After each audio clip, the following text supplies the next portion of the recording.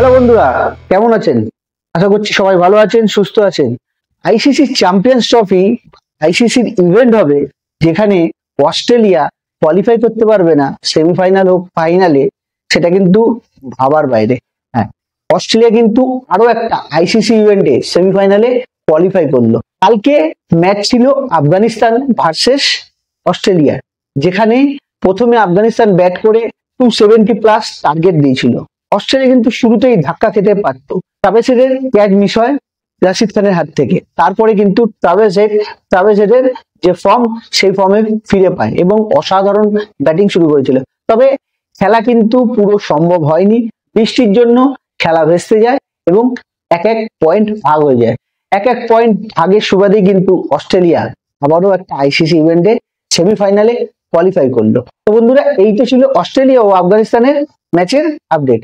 আজকে যেটা নিয়ে আলোচনা করব, আজকে আরো একটি ম্যাচ চলছে, সেটা হচ্ছে ইংল্যান্ড ভার্সেস সাউথ আফ্রিকা। সেই ম্যাচে আশা করছি সাউথ আফ্রিকা যেই পজিশনে রয়েছে সেখান থেকে সাউথ আফ্রিকা জিতবে এবং জিতেই কোয়ালিফাই করবে। ইন্ডিয়া তার সঙ্গে সেমিফাইনাল খেলবে, এটাই কিন্তু বড় ব্যাপার।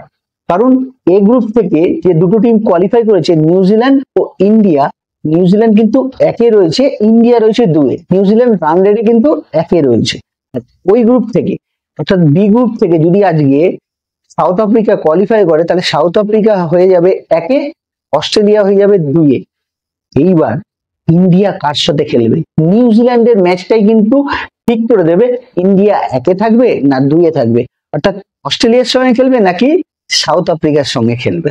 কারণ আজকে যদি ইংল্যান্ড জেতেও তাও কিন্তু কোনো লাভ হবে না, কারণ যে রান টার্গেট দিচ্ছে আর এত বড় ব্যবধানে হারতে হবে সাউথ আফ্রিকাকে যে আফগানিস্তান কোয়ালিফাই করবে, সেটা ভাবা যায় না। মানে ক্রিকেটের সেন্সে বলা যায় আফগানিস্তান বাইরেই হয়ে গেছে, শুধু নামমাত্র পয়েন্টস টেবিলটা রয়েছে। যাই হোক, ইন্ডিয়া খেলা নিয়ে আজকে সব থেকে বড় আপডেট যেটা পাচ্ছি, হয়তো কালকের ম্যাচে তিনটে বড় চেঞ্জ হতে পারে।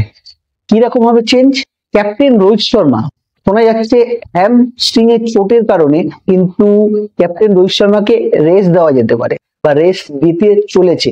সেক্ষেত্রে ক্যাপ্টেন হিসাবে দেখতে গেলে শুভমান গিলের নাম আসে, কারণ ভাইস ক্যাপ্টেন হিসাবে শুভমান গিল থাকছে। সেক্ষেত্রে শুভমান গিলের কি ক্যাপ্টেনশিপের হাতে খড়ি হতে চলেছে আইসিসি ইভেন্টে নিউজিল্যান্ডের সঙ্গে?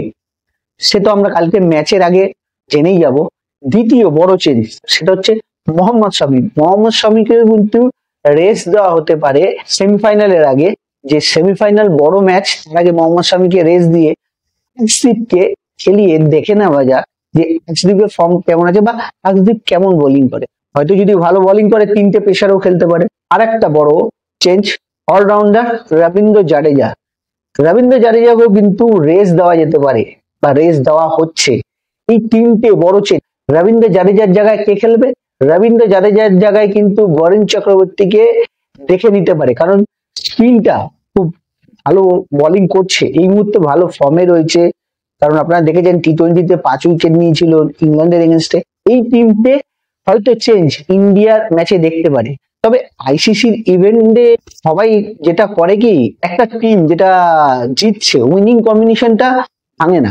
দেখা যাক উইনিং কম্বিনেশন কি ভাঙছে। যতদূর জানতে পেরেছি তিনটে চেঞ্জ কিন্তু হতে চলেছে নিউজিল্যান্ড ম্যাচে।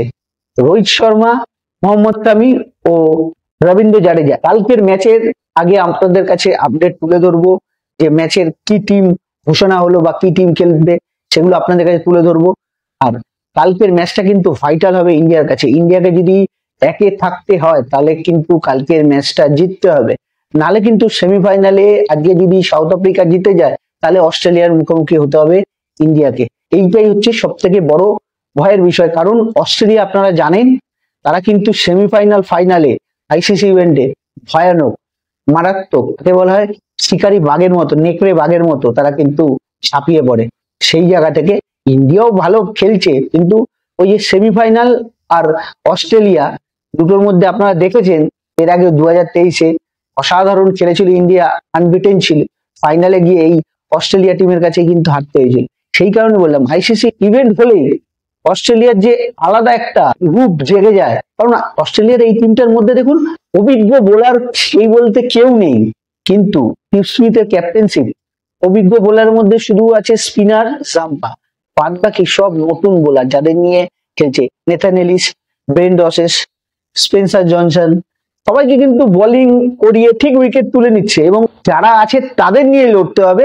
যারা নেই, যে বড় নামগুলো নেই তাদের দিকে না তাকে, যারা আছে তাদের দিয়েই খেলতে হবে, তাদের দিয়েই ম্যাচ জিততে হবে।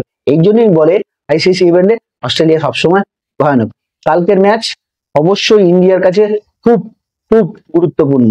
আপনারা কিন্তু কমেন্ট বক্সে জানান, এই যে অস্ট্রেলিয়া আরো একটা আইসিসি ইভেন্টে কোয়ালিফাই করলো, অস্ট্রেলিয়া টিমকে আপনারা কতটা ভয় পাচ্ছেন যারা ইন্ডিয়ান সমর্থক আছে, আর যারা অস্ট্রেলিয়ান সমর্থক আছে তারা তো আনন্দ করবেন।